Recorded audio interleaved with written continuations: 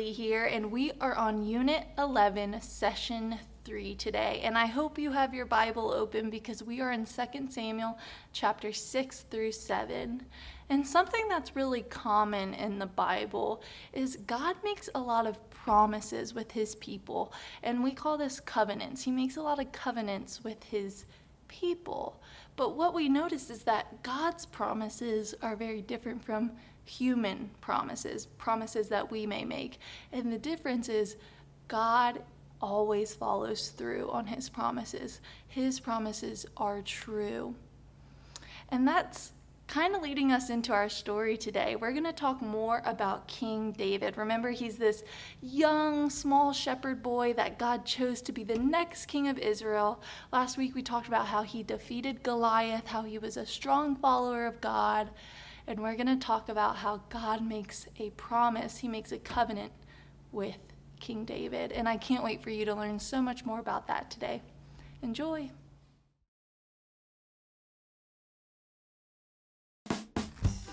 Hey everyone, I'm Megan, and this is Jessie. Hi. Jessie, what is this? It's a garage.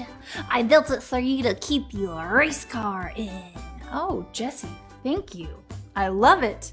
You are welcome. You are my very best friend, and I wanted to do something nice for you. Oh, Jessie, first you gave me a race car, and now you've built me a garage. You are my very best friend too, but you know what? What?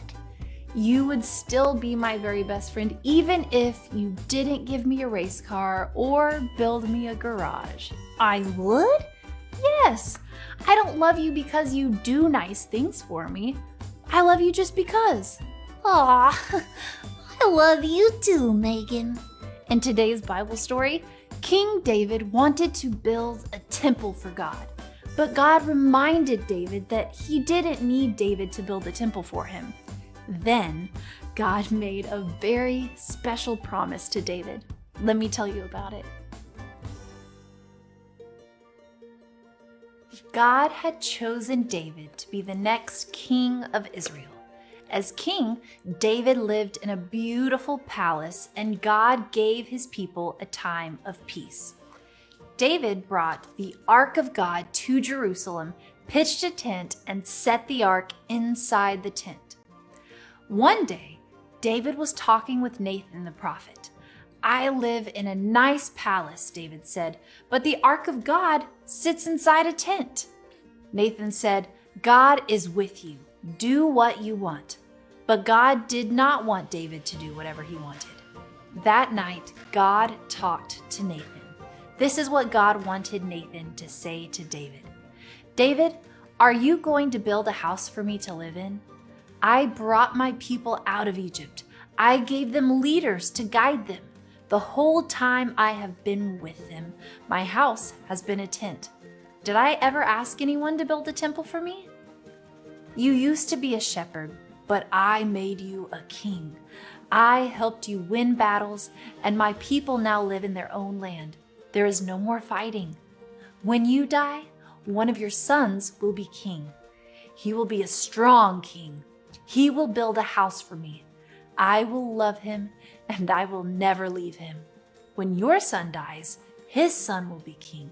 The king will always be someone in your family."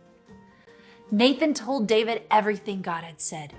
Even though David wanted to build the temple for God, David listened to God and obeyed him. David prayed, "God, I do not deserve anything you have done for me, and you promised to do so much more. You are so great. There is no one like you. You chose the Israelites to be your own people. You rescued them from slavery in Egypt. God, please keep your promises to me and my family. I am sure you will keep your promises because you always do." God promised David that every king of Israel would come from David's family. God kept his promise. God sent his son Jesus as part of David's family. Jesus is our king. Jesus is alive, and he will be king over God's people forever.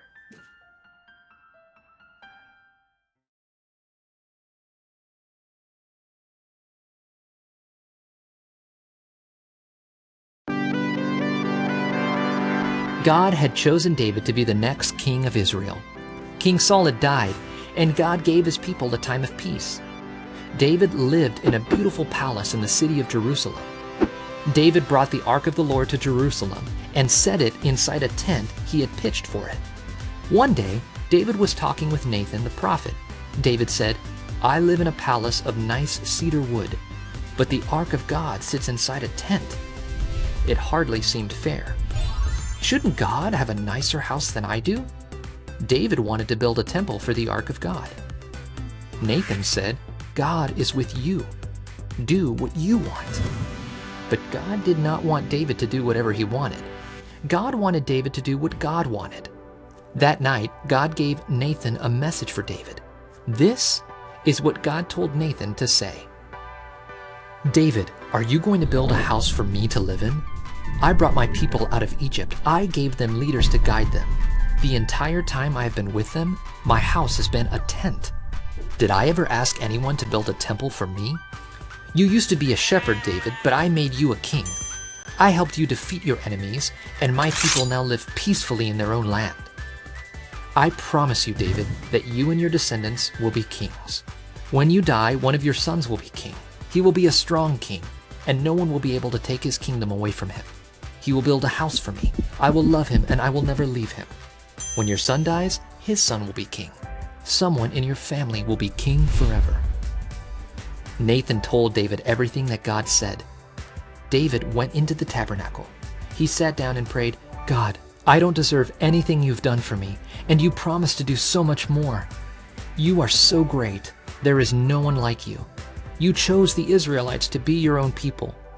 You rescued them from slavery in Egypt. God, please keep your promises. I know your words are always true." God promised David that future kings of Israel would come from David's family, and David's kingdom would last forever.